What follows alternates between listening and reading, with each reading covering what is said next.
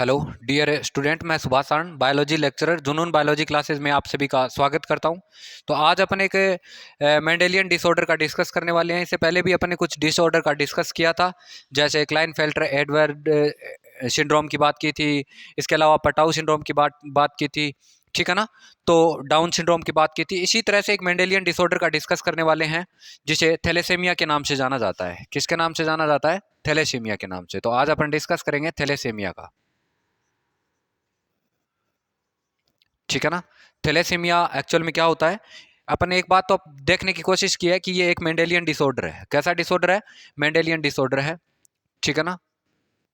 Mendelian disorder होता है, ठीक है। मेंडेलियन डिसऑर्डर होता है। इसे अपन बात करें तो ऑटोजोमल रिसेसिव डिसऑर्डर के नाम से भी जाना जाता है। ऑटोजोमल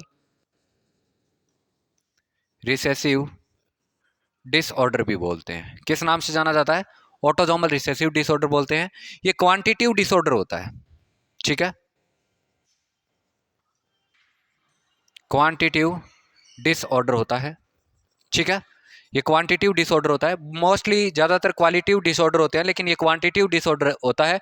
इसको क्वांटिटिव डिसऑर्डर इसलिए बोलते हैं क्योंकि इसमें कोई भी, अगर अपन बात करें, ये मोस्टली हीमोग्लोबिन की जो चेन होती है उसमें म्यूटेशन की वजह से या हीमोग्लोबिन चेन के प्रोडक्शन की या तो कमी हो जाती है या अधिकता हो जाती है, ठीक है ना, जिसकी वजह से इसे क्वांटिटिव डिसऑर्डर बोलते हैं। इसके अलावा अपन बात करें, इसको डिस्कवर कुली नाम के साइंटिस्ट ने किया था। कुली नाम के साइंटिस्ट ने 1925 में किया था। कब किया था? 1925 के अंदर कुली नाम के साइंटिस्ट ने इसको डिस्कवर किया था। इसके अलावा अपन बात करें, इस डिसऑर्डर की वजह से एनीमिया हो जाता है। कौन सी डिजीज हो जाती है? एनीमिया हो जाता है।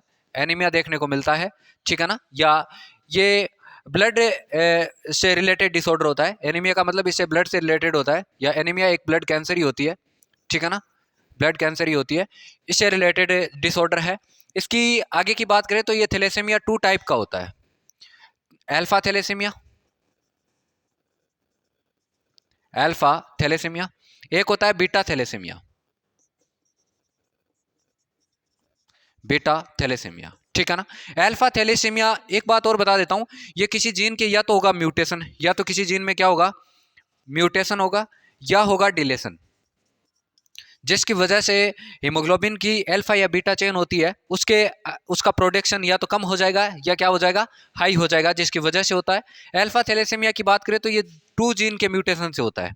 एच बी ए फर्स्ट, एच बी ए फर्स्ट और एच बी ए सेकेंड, ठीक है ना। और ये दोनों की दोनों जीन जो प्रेजेंट होती है क्रोमोजोम नंबर 16 पर होती है। क्रोमोजोम नंबर कौन से पे? 16 पे प्रेजेंट होती है। 16 नंबर का क्रोमोजोम है, उसके ऊपर कुछ जीन्स प्रेजेंट होती है, जिसे एच बी ए फर्स्ट और एच बी ए सेकेंड के नाम से जानते हैं, जिसके अंदर म्यूटेशन की वजह से अल्फा चेन होती है, या हीमोग्लोबिन की अल्फा चेन होती है, उसका प्रोडक्शन या तो हाई हो जाता है या क्या हो जाता है? लो हो जाता है, जिसकी वजह से ये डिसऑर्डर देखने को मिलता है। अपन मान सकते हैं कि मान लो कि कोई हीमोग्लोबिन की चेन है जो लगभग 10 अमाइनो एसिड से मिलकर बनी होती है। कितने से? 10 अमाइनो एसिड से फॉर्मेड होती है, लेकिन गलती से या तो उसमें 5 ही बन जाए या क्या बन जाए? 12 बन जाए, जिसकी वजह से क्या हो जाए? जिसकी वजह से या इस जिसकी वजह से कौन सी डिजीज देखने को मिलती है? थैलेसीमिया।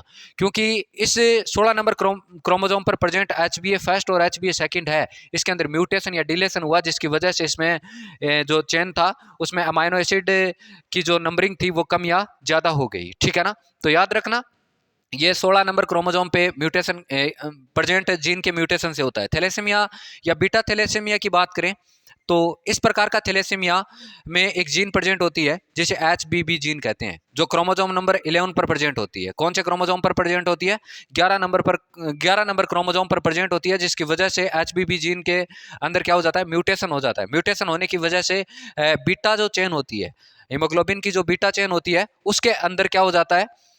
उसके प्रोडक्शन में या तो कमी आ जाती है या अधिकता हो जाती है, जिसकी वजह से बीटा थैलेसीमिया देखने को मिलता है। तो अपने डिस्कस किया कि थैलेसीमिया एक्चुअल में होता क्या है। थैलेसीमिया की बात करें तो ये मेंडेलियन डिसऑर्डर है, और ये ऑटोजोमल रिसेसिव ब्लड डिसऑर्डर होता है, ठीक है ना। इसके अलावा इसके बारे में डिस्कस किया कि ये क्वांटिटिव डिसऑर्डर होता है। कुली नाम के साइंटिस्ट ने 1925 में इसको डिस्कवर किया, और इस थैलेसीमिया को एनीमिया के नाम से भी जानते हैं, क्योंकि हीमोग्लोबिन की जो चेन होती है उसके प्रोडक्शन में कमी या अधिकता हो जाती है, जिसकी वजह से हीमोग्लोबिन की जो स्ट्रक्चर होती है वो चेंज हो जाती है, चेंज होने की वजह से इसे एनीमिया बोलते हैं। इसके अलावा ये 2 टाइप का होता है, अल्फा थैलेसीमिया और बीटा थैलेसीमिया।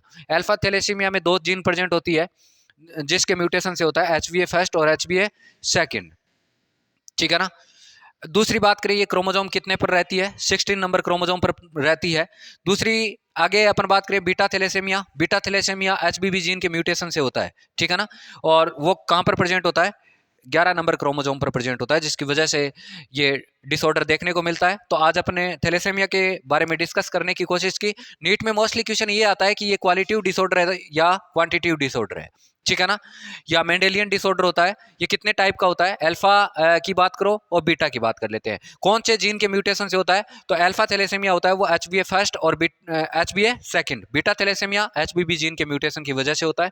और इसको अच्छे से एनालिसिस करना है, अपन ने जितना भी NCERT में दिया गया है उसको देखने की कोशिश की है। उम्मीद करता हूँ ये लेक्चर आपको समझ में आया होगा। इसको आगे से आगे शेयर कीजिएगा। Thank you.